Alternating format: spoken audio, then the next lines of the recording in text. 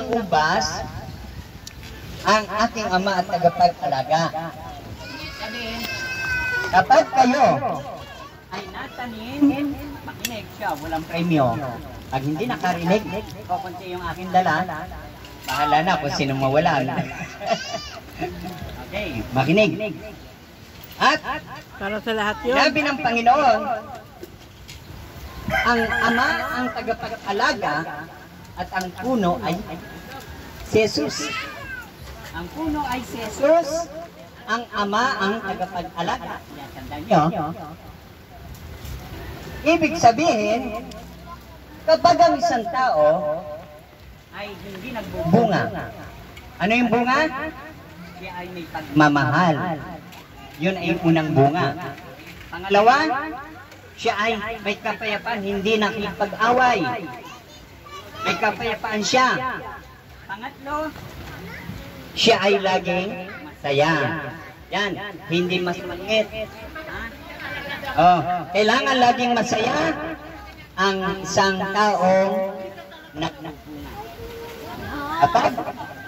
Pangatlo, at pangapat, sinabi ng Panginoon, siya daw ay mahinahon. Kailangan hindi kayo magagalitin. Oh. Ang taong nagbunga ay hindi magagalitin. Sino magagalitin? Wala. Sino bumura? Huwag magmumura, ha? Okay. At sinasabi ng Diyos, ang taong nagbubunga ay nagpipigil sa sarili. Marunong ba kayo magpigil sa sarili? Okay. Kahit ay ginaganyan na ng katabi, sinisiko, hindi siya naganti. Okay. No, tandaan nyo, kailangan lagi kayong mabait, magalang, masunurin. Sabihin natin, ako ay, sunod. Laksan nyo, ako ay mabait, masunurin, magalang. Lang wala yun. Listen natin. Declare natin, ako ay mabait, magalang, masunurin, matulungin, mapagmahal, maawain, at bigay. Sinong ganon? Asang kamay? Ayan. Yan ang nagbubunga.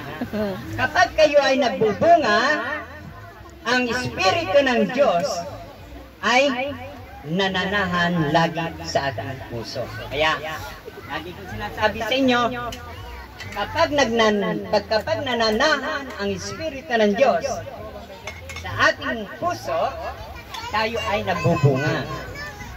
At kapag tayo ay pinaghaharian ng Espiritu ng Diyos, hindi na kayo pag nagagawain na ganito, hindi na kayo nagkikwentuhan, hindi na kayo nag-aaway. No. Kasi, pag hindi kayo nananatili sa bunga ng Espiritu ng Diyos, at kayo ay nakikipag-away, kayo ay nagtitismis. Ganon. Sinong tismis? Sinong marites? Bata pa kayo, marites na?